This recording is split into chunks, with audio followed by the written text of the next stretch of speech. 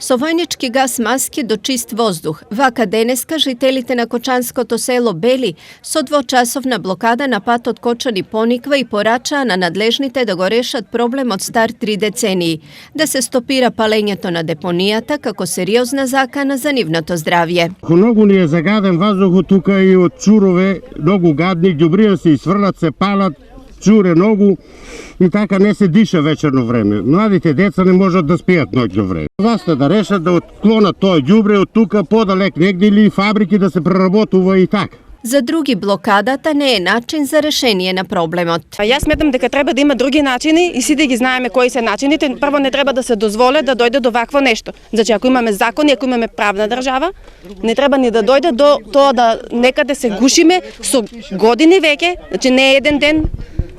Мислам, ќе добиеме со подигање на свесноста. Мене ми е многу јасно, ама за жал на многу други не им е јасно. И покрај ова, блокадата ќе продолжи се до конечното решавање на проблемот. Пропуштањето на возилата ќе биде селективно. Ќе имаме 24 сата блокада тука само за возилата на комуналното јавно предпријатие. Сите возила можат од денеска натаму да водат, ако на комуналното сите назад ќе се враќаат. Во меѓувреме граѓаните на Кочани наместо со војнички газ маски незадоволството го изразија со вакви заштитни маски. Денеска се собраа во градскиот парк на мирен протест. Изготвувајќи оваа петиција им порачаа на надлежните. Во Кочани повеќе не се дише чист воздух. Еден од најголемите загадувачи е градската депонија која на село Бели е директно инволвирано у целата загаденост. Потоа имаме еден странен инвеститор кој така наречена целулоза или сегашен папер мил кој екстремно многу загадува. Тие се оградуваат дека користат еколошко дрво, но ние сме очевидци, луѓето кои работат и живеат во непосредна близина, има толку замаглен воздух, значи толку загаден, смрди, едноставно е неподносливо.